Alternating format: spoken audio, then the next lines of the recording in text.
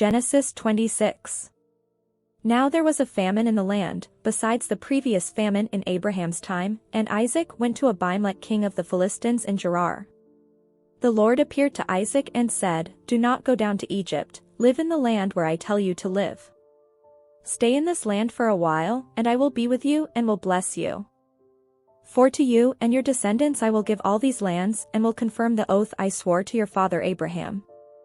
I will make your descendants as numerous as the stars in the sky and will give them all these lands, and through your offspring all nations on earth will be blessed, because Abraham obeyed me and did everything I required of him, keeping my commands, my decrees, and my instructions." So Isaac stayed in Gerar. When the men of that place asked him about his wife, he said, "She is my sister," because he was afraid to say, "She is my wife." He thought, "The men of this place might kill me on account of Rebekah, because she is beautiful." When Isaac had been there a long time, Abimelech king of the Philistines looked down from a window and saw Isaac caressing his wife Rebekah. So Abimelech summoned Isaac and said, "She is really your wife. Why did you say, 'She is my sister'?" Isaac answered him, "Because I thought I might lose my life on account of her." Then Abimelech said, "What is this you have done to us? One of the men might well have slept with your wife, and you would have brought guilt upon us."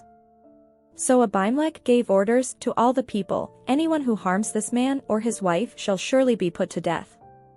Isaac planted crops in that land and the same year reaped 100-fold, because the Lord blessed him. The man became rich, and his wealth continued to grow until he became very wealthy.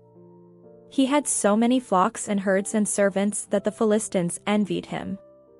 So all the wells that his father's servants had dug in the time of his father Abraham, the Philistines stopped up, filling them with earth.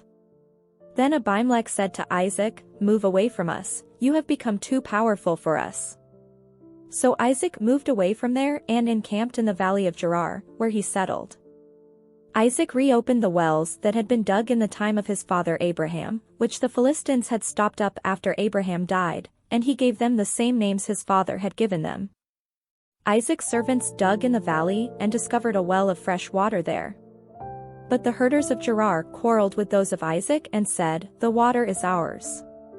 So he named the well Ezek, because they disputed with him. Then they dug another well, but they quarreled over that one also, so he named it Sitnah. He moved on from there and dug another well, and no one quarreled over it. He named it Rehoboth, saying, "Now the Lord has given us room and we will flourish in the land." From there he went up to Beersheba. That night the Lord appeared to him and said, "I am the God of your father Abraham. Do not be afraid, for I am with you, I will bless you and will increase the number of your descendants for the sake of my servant Abraham."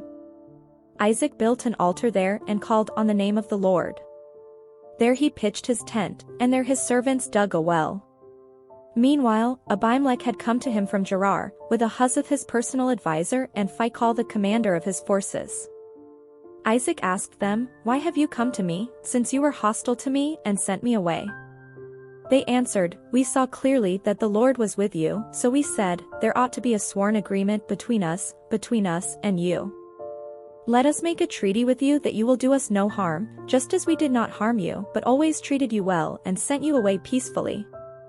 And now you are blessed by the Lord." Isaac then made a feast for them, and they ate and drank. Early the next morning the men swore an oath to each other.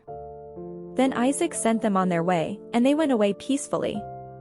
That day Isaac's servants came and told him about the well they had dug. They said, "We've found water." He called it Sheba, and to this day the name of the town has been Beersheba. When Esau was 40 years old, he married Judith daughter of Beeri the Hittite, and also Basemath daughter of Elon the Hittite. They were a source of grief to Isaac and Rebekah.